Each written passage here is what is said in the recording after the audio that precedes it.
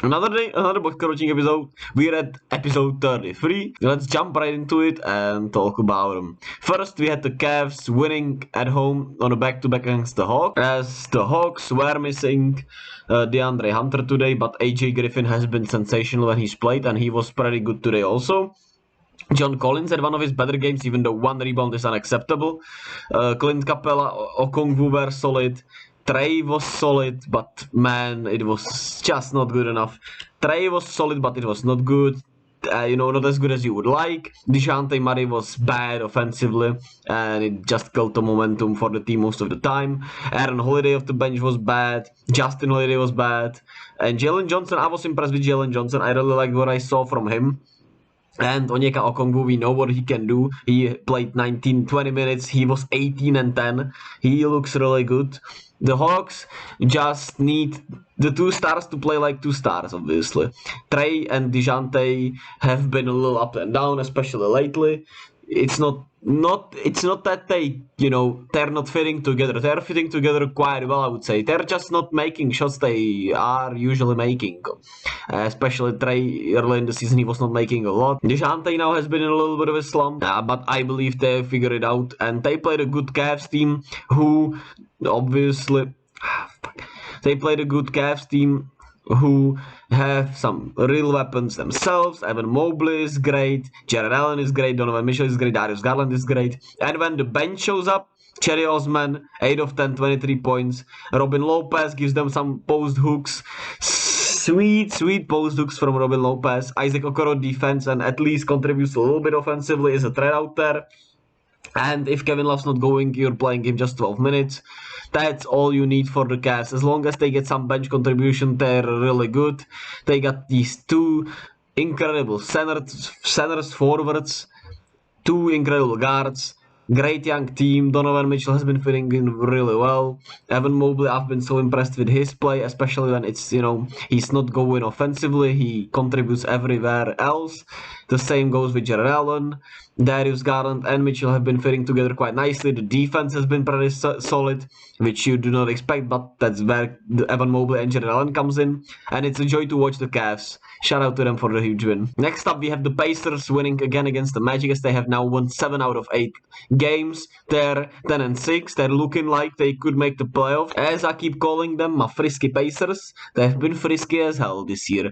They've played really well. This game, they blew them out throughout the second half. It was a tight game before then, but they just had too much for the Magic, who didn't play their best game. Franz Wagner continues to play solid. Mo Bamba resurging, playing like an NBA player again. Gary Harris off the bench contributing, but they shot 42% from the field, 31% from the 3-point line. And that's just not good enough. You got out-rebounded by 10 rebounds. The Pacers shot 50% from the field. Even though Buddy Hield didn't shoot well, Jalen Smith was okay. Miles Turner was not good offensively, but contributed defensively with his 3 blocks and was a presence. You got Tyrese Halliburton being the double-double king, the point guard, even though he had 7 turnovers. It's still 2-to-1 ratio, which is still solid. 18-14 with 4 boards. Benedict Mathurin, the rookie of the year so far since Paolo has been hurt. 22 points, 5 rebounds, 6 of 13 of the bench, and might be one of the 6 man of the year contenders, if you would like to say. He's certainly in the running, I would say. And the bench was sensational overall today. TJ McConnell, 31 minutes, 19 points, 10 assists, 22 plus minus. O'Shea Brissett had 18 points. Isaiah Jackson had 10 and 8. Great stuff from the bench, who, chimed in for the starters who didn't have not all, obviously. Tyrese Halliburton was still great, but most of the starters didn't have offensively today, but the bench just got him. The bench got him, and they got another win. Next up, we have the Bulls, as they beat the Celtics, which surprised the heck out of me, and snapped the Celtics' 9-game winning streak. And this game was surprising to me as heck. The Bulls beat the Celtics already one time this year, but they've been looking so bad lately, and they just feel like a mess, to be honest. But they beat the Celtics again. The Celtics weren't playing really good. Al Horford especially was really bad offensively. He didn't make any shot. He had 0 points in 35 minutes, which is insane. Jason Tatum was solid. He tried to get him back in it, but it was not enough today. Jalen Brown was okay. Marcus Smart, nah. Malcolm Brogdon off the bench though, once again, 23.6 assists. He was good, but their defense wasn't good today. And the Bulls made some really tough shots, so it kind of goes neck and neck. The defense was solid, but the Bulls just had everything today. I wouldn't even blame the Celtics that much today. And the Bulls get a much-needed win with Patrick Williams having his best game of the season, probably 17 points, 4 rebounds. He was going at it. He made his threes, which was great to see. DeMar DeRozan was sensational. He put the game to bed, even though the Celtics were making a comeback in the fourth quarter, where it felt like it was over in the third. But the Bulls, had to make it a little closer. Alex Caruso off the bench was great. Ayo Dosunmu was solid. Zach LaVine had a better game. He bounces back. Nikola Vucevic was solid. Still don't trust their lineup. Still feel like maybe they could start Caruso. I know it's not like a point guard, but I feel like they need something different in the starting lineup. Maybe they just don't have it right now. But today the starters were great, and all is well for now. Next up, we have the Bucks bouncing back as they beat the Blazers. And I didn't expect a lot from this game, but I keep underestimating the Pacers. But I keep underestimating the Blazers, who just have a solid team full of really good players. Josh Hart, 17 points. Jeremy Grant, 18 points. Jusuf Nurkic, 16. Anthony Simons, 29 points. The bench was solid. Justice Winslow, Trendon Watford, even though if you just say their names, most of the people probably who don't follow the Blazers and the NBA that closely wouldn't know them. But they keep being solid. They keep getting replacements. And I honestly have to give them more respect. Even without they've been in every game. They don't quit. They just have the grit. They just fight for every game. And they made it tough on the Bucks, who got a much-needed victory. Jan is still struggling from the free throw line, but he made sure to finish around the rims, 37, 7, and 6. He was sensational today, bounces back from few rough performances. Jrue Holiday was played, he was really solid.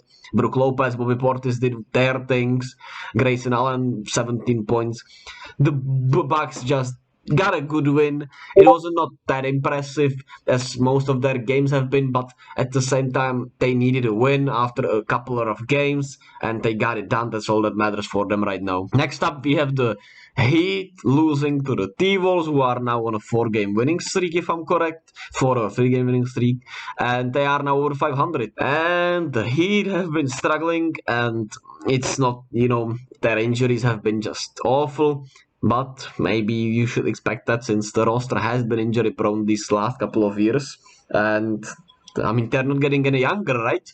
And I don't know what to think about the Heat. They just are sloppy, are playing really bad. But it's at the same time, you just don't want to, write them off, because you saw them do a lot of good things over the last couple of years. But the injuries are concerning, and the play is concerning. Today, Max Strus kept chucking. He shot 23 times, and if you're hot, I get it, but 4 of 15. He was hot the first quarter.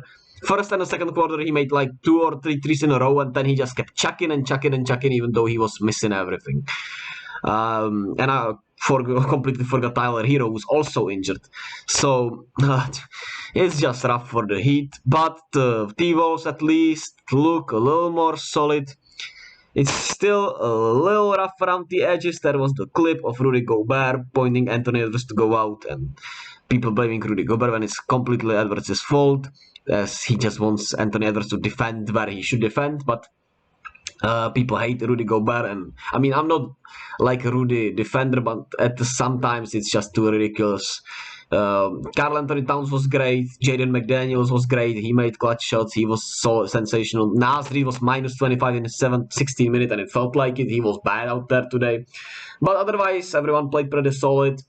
And, well, D'Lo, I don't know. I don't know about the Devils, but they're getting wins, which is all that matters right now as they're struggling. If you're getting wins while you're struggling, I feel like that's a good sign, because you're bound to get it better at least if you have so much talent. Then we had the Warriors. Punting a game against the Pelicans once again as they were on a back-to-back. Everyone rested, and the Pelicans blew them the fuck out. I don't know what it is, but it feels like I don't know why Kuminga keeps playing a small forward type when he's clearly a 4 and it was successful last year. He shot 12 threes, and it feels like it's being drawn for him to shoot them. And I don't get it. It's really weird. It's really upsetting because Kuminga has great potential. He's shown flashes. He can play the 4 with the main guys. He can defend. He's been called for some rough fouls, but he can defend. And then you just play him at the 3, and it feels like it's because of Wiseman and everyone else, and it feels like it's because of the organization up top. I don't know. It's weird because last year Steve Kerr played him at the 4, and now all of a sudden he's supposed to be a 3, and it's clearly not working, but the 4 was working last year, and it's confusing the hell out of me. This was a bad game, really discouraging. Moses Moody has not been what he was advertised to be. Just depressing. But Brandon Ingram made my fantasy 32 fantasy points, 34 points in the game. He was great. He's so smooth with it, and it was fun to see. Zion, 9 points, he was fine. He didn't even have to play that much, and pretty much nobody had to play that much. They played a lot of guys, and everyone was good, because, well, the Warriors just, they were bad. They were bad. Next up, we have the Knicks, who might be the most mid team of all time that we've ever seen, and they win against the Thunder as Jalen Brunson was sensational. Jalen Brunson was sensational. He had 34 and 9, 14 of 20. The Knicks had this game under control most of the time. The one thing you hate when you see the Knicks, Julius Randle, whenever anyone else is having a great game and they're better than him, it feels like he's upset, man, and it's weird.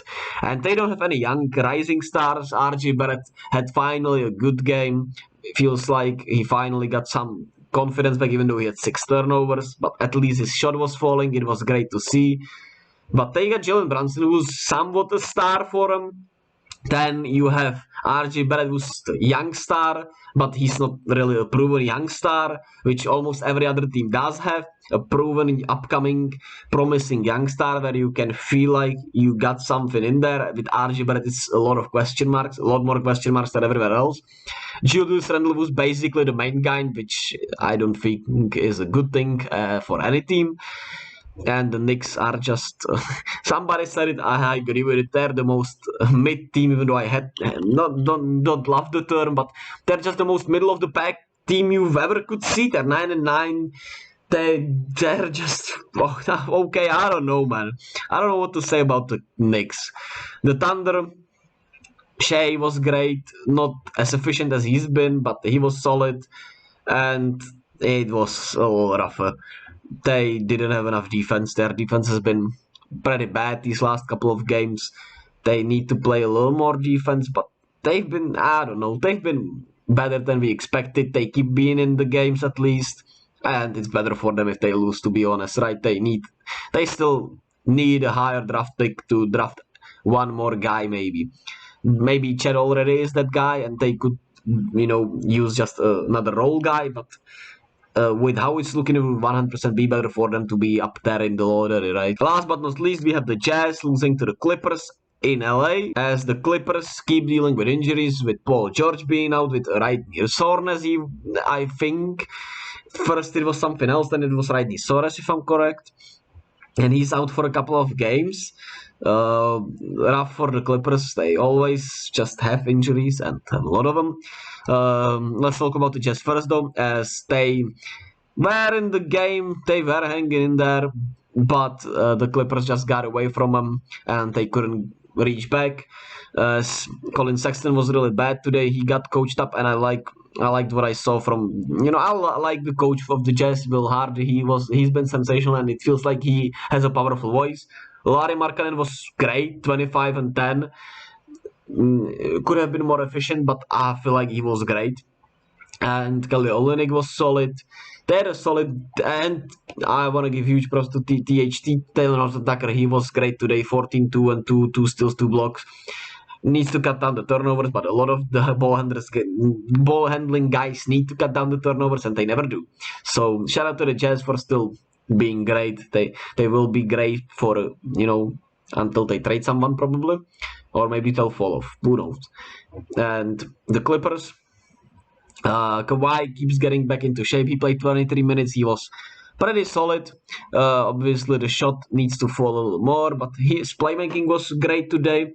He was defending pretty well. I like what I see. I like that he's playing. It's good to see that.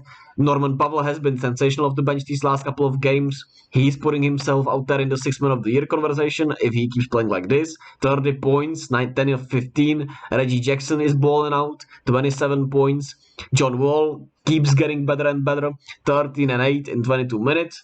And the Clippers, as long as it's always the same with the Clippers, as long as they're healthy, you like them a lot, but they're never healthy. So, rough, right? But let's just give praise where it's due and not concern ourselves with the health right now. Because Kawhi is at least getting back. He's playing. It feels like it's on the right track in that way. So let's hope for the best with that. And that about does it. That about does it for today. So, I mean, it was a pretty good slate. A weird slate, but pretty good slate to me. There were no standout games, and my Warriors got blown out. But the Knicks were interesting. The Jazz Clippers was a good game. Bucks was fun. Bulls Celtics was fun. Hawks Cavs was fun. So pretty good slate. Tonight we have the Sixers and the Nets, which would be great, but no Embiid, no Maxey, no Harden. So this should be an easy win for the Nets. No one has said this. The Sixers are gonna win.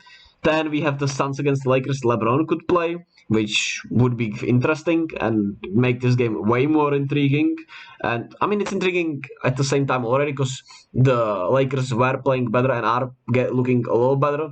And they're playing against the Suns, who are just a better team to me. But if they can beat the Suns, they would maybe give more hope to people. The Nuggets play against the Pistons. I think Jokic is still out. So that's not well. That's one of the games you're not as interested as you would like. Grizzlies Kings are fun, so that's gonna be fun. The Grizzlies always fight, even though without their star players, so it should be a fun game also. And I'll be here to cover it all, obviously, on the next Box Score Watching episode.